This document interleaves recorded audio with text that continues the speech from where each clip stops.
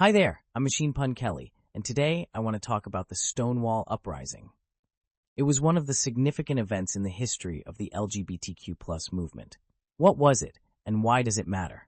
The Stonewall Riots, also referred to as the Stonewall Uprising or Rebellion, represent a seminal event in the history of LGBT rights, occurring in the early hours of June 28, 1969, at the Stonewall Inn in Greenwich Village, New York City.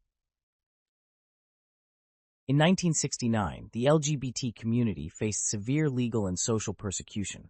Homosexuality was illegal in most U.S. states, and bars serving gay patrons were frequent targets of police raids, often under the pretext of enforcing liquor laws or maintaining public morals. The Stonewall Inn, operated by the Mafia, was one of the few venues where gay, lesbian, transgender, and other queer individuals could socialize, despite its lack of amenities like running water and its vulnerability to police harassment. This context of systemic oppression set the stage for the events that unfolded, with patrons accustomed to raids but increasingly frustrated by ongoing discrimination. The riots began with a police raid at 1:20 a.m. on June 28, 1969, involving 4 plainclothes policemen, 2 patrol officers, Detective Charles Smythe, and Deputy Inspector Seymour Pine. Approximately 200 people were inside when police announced, "Police, we're taking the place." Undercover officers gathered evidence, and the music was turned off with main lights on, causing confusion.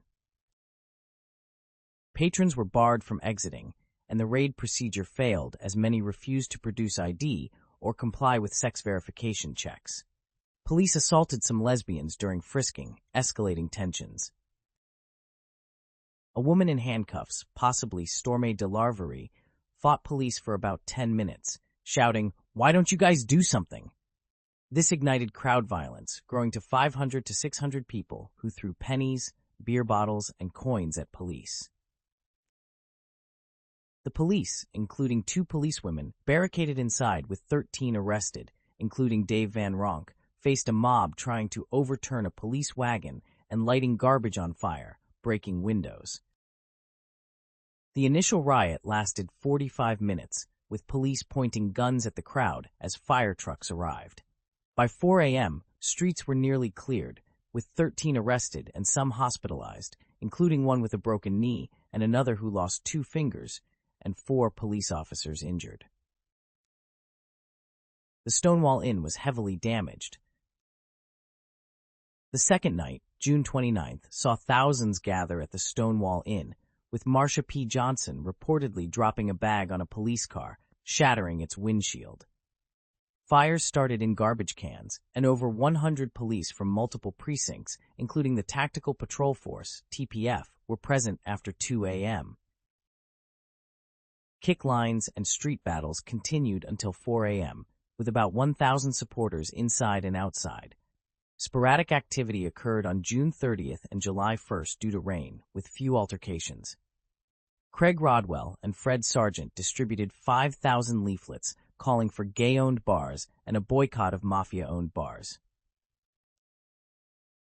On July 2nd, a Village Voice report triggered a mob of 500 to 1,000, leading to a street battle lasting about an hour, with 5 arrested, injuries to demonstrators and police, and local shops looted.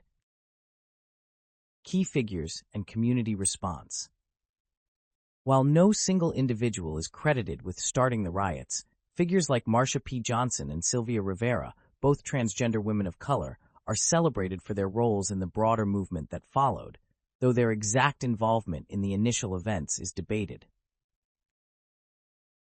Participant accounts, such as those from Martin Boyce, who decided post-riots to write all his term papers on gay themes, and Virginia Apuzzo, who felt a brick wall open up upon reading about Stonewall, highlight personal impacts.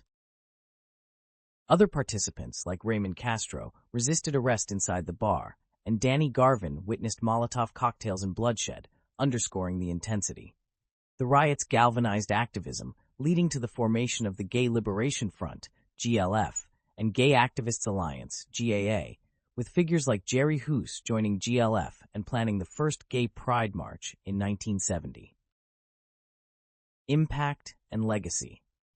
The Stonewall riots marked a shift from assimilationist strategies favored by groups like the Mattachine Society to a more militant and visible movement.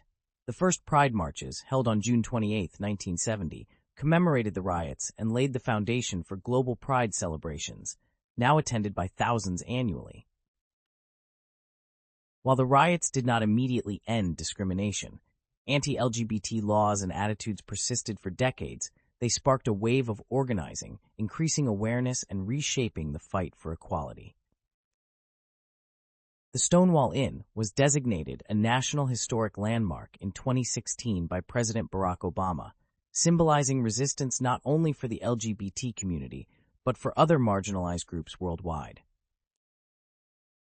Recent reflections, such as those in a 2019 Harvard Gazette article, Harvard scholars reflect on the history and legacy of the Stonewall riots, underscore its enduring significance. Broader implications and recent developments.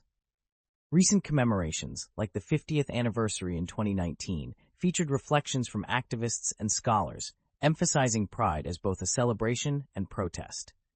The NYPD apologized in 2019 for past harassment, though some, like transgender activist Judy Bowen, found it insufficient.